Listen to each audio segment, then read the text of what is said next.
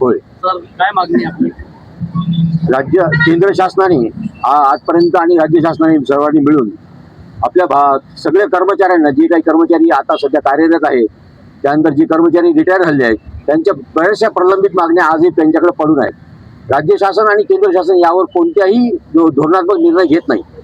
त्यानंतर आपण जी पेन्शनची योजना जी आहे ही सरकारने बंद केलेली आहे. ही बंद केलेल्या योजना परत चालू व्हाव्यात आणि कर्मचाऱ्यांना योग्य तो न्याय मिळावा या मागणीसाठी आज भारतीय मजदूर संघ केंद्राद्वारे पूर्ण देशव्यापी धरणे आंदोलन पुकारण्यात आलेलं आहे. त्या अनुषंगाने भारतीय मजदूर संघ जिल्हा छत्रपती संभाजीनगर या ठिकाणी संलग्न असलेल्या सर्व युनिटमधील सर्व सभासद आणि प्रतिनिधी आज या ठिकाणी एकत्र जमलेले आहेत आणि आपण या केंद्र शासनाच्या धोरणाच्या विरोधात एक धरणे आंदोलनाचं निवेदन आपण केंद्र शासनांना, त्यांचे जे इथं प्रतिनिधी आहेत, माननीय कलेक्टर साहेब, जिल्हाधिकारी साहेब, त्यांना आपण भारतीय मजदूर संघ जिल्हा छत्रपती संभाजीनगर यांच्या वतीने आपण धरणे आंदोलनाचं निवेदन देणार आहोत.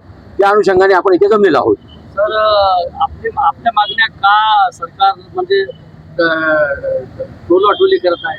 का प्रकार? सरकारचं जे धोरण आहे हे जास्तीत जास्त खाजगीकरणाच्या बाजूने चाललेलं आहे आणि त्यांना सरकारी जी कार्यालय आहेत, स्थानिक कार्यालय आहे, केंद्राचे कार्यालय आहे, त्यांना असं वाटतं की बाबा जर भांडवलशाही आली तर आपलं काही भलं होईल, असं राजकीय लोकांचं धोरण आहे.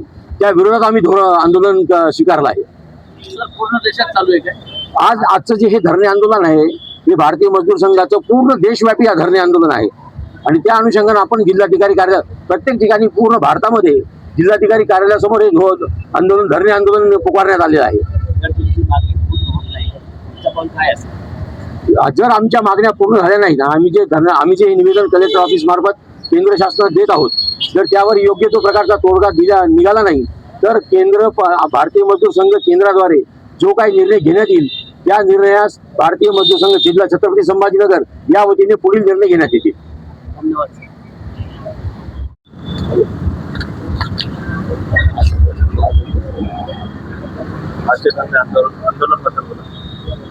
आज भारतीय मजदूर संघ केंद्राने दिलेल्या आदेशाप्रमाणे पूर्ण भारतभर 17 ऑगस्ट रोजी आज प्रत्येक जिल्हाधिकाऱ्यासमोर आम्ही धरणे आंदोलन तथा रॅलीचं आयोजन केलेलं आहे. त्याचं कारण मुळात केंद्र सरकार आणि राज्य सरकारचं धोरण हे पूर्णतः कर्मचारी विरोधी होत चाललं आहे. वर्षानुवर्षे आमचे जे विषय आहेत, आमचे जे काही समस्या आहे, आमचे जे काही प्रश्न आहेत ते केंद्र सरकारच्या, राज्य सरकारच्या दारी पडून आहेत, परंतु त्याला कुठेही ते प्रश्न सोडवले जात नाहीये. आता विचार केला तर EPS ची पेन्शन ही कर्मचाऱ्यांना मिनिमम 1000 रुपये. आता 1000 रुपयामध्ये काय होतं आपण सगळ्यांनी सांगितलं पाहिजे.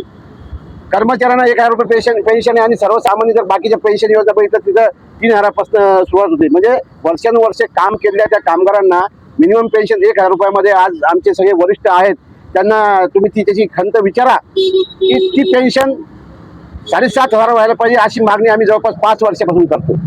त्यावर केंद्र सरकार कुठलीही दखल घेत नाहीये. समान काम समान वेतन, कंत्राटी कामगारांना समान काम समान वेतन मिळाले पाहिजे ही आमची मागणी आहे.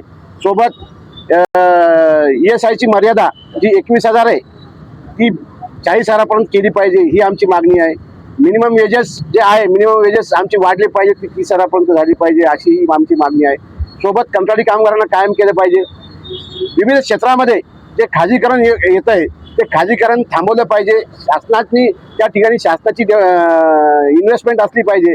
वीज उद्योग आहे, रेल्वे उद्योग आहे, BSNL उद्योग आहे, या ठिकाणी मागच्या दाराने खाजगीकरणाचे पावले उचलले जात आहेत. त्याचा आमचा विरोध आहे. वीज क्षेत्रामध्ये सुद्धा बऱ्याच मोठ्या प्रमाणामध्ये आता शेअर मार्केट लिस्टिंगच्या माध्यमातून असेल, नंतर तुमच्या पॅनल लायसन्सच्या माध्यमातून असेल खाजगीकरण येत आहे. BSNLचा जसा प्रकार झाला तसाच वीज उद्योगाचा होण्याची शक्यता त्या ठिकाणी आहे आणि म्हणून आम्ही या पूर्ण देशामध्ये या सर्व कामगार विरोधी धोरणाच्या विरोधात आजचं आमचं आंदोलन आहे. आणि जर हे आंदोलन म्हणजे यश प्राप्त झालं नाही तर याच्यापेक्षाही मोठं आंदोलन पुढच्या भविष्यामध्ये आम्ही करू. सरकारचं धोरण असं आहे की कुठल्याही क्षेत्रामध्ये स्वतःची इन्व्हेस्टमेंट थांबवली पाहिजे. त्याला आपण म्हणून की इन्व्हेस्टमेंट कमी करून खाजगी मालकांना त्या ठिकाणी इन्व्हेस्टमेंट करून द्यायची, आपली त्यातून हात काढून घ्यायचे असं धोरण सरकारचं असल्यामुळे त्या ठिकाणी खाजगीकरणाचं वारं मोठ्या प्रमाणात असल्यामुळे सरकार त्यातून अंग काढून घेत आहे. चला आता. आपले नाव मी अरुण पिवळ, भारतीय मजदूर संघाचा महाराष्ट्र प्रदेशाचा उपाध्यक्ष आहे, तसेच महाराष्ट्र वीज कामगार महासंघाचा महामंत्री.